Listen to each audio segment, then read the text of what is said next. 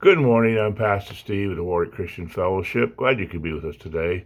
You can check out our past sermons on Sunday and all our daily devotions on YouTube at WCF space RI space 2020. Check us out there or check us out on Facebook under just my page under Stephen Prickett. But I'm glad you're with us today. I want to share something that a lot of people in life have seemed to miss. In the book of Luke, in chapter 10, verse 39, they're talking about Martha. And it says, and she had a sister called Mary, who also sat at Jesus' feet and heard his word.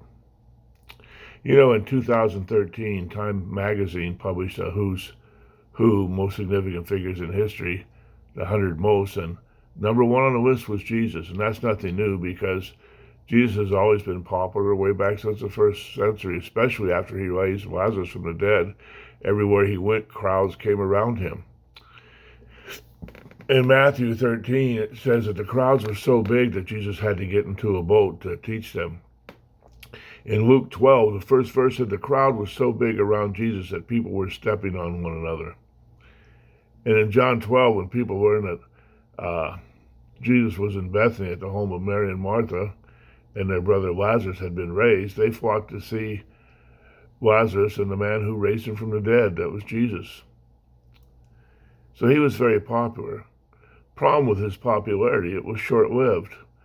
The people who were singing his praises soon would be shouting his crucifixion. That's because they never really understood his real mission. And even his hand-picked disciples didn't fully get it until he died and rose from the dead and revealed himself to them. But there was one exception. Someone seemed to get what everyone missed, and her name was Mary.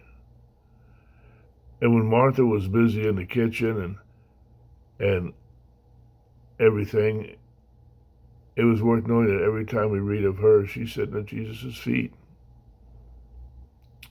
So what does that mean for us today, to sit at Jesus' feet? It means that we need to spend some time in the presence of God. Just as Mary took time to listen to Jesus, we should take time to pray each day and be in his word and hear what he has to say. And when you sit at Jesus' feet, you'll be energized to serve him. We need to spend time with Jesus. We need to sit at his feet. We need to sit quietly in his word and prayer. And prayer is not a petition. It's a relationship. It's a conversation. It's something that we hear and listen for as well as talk to. It's a communication between us and Jesus.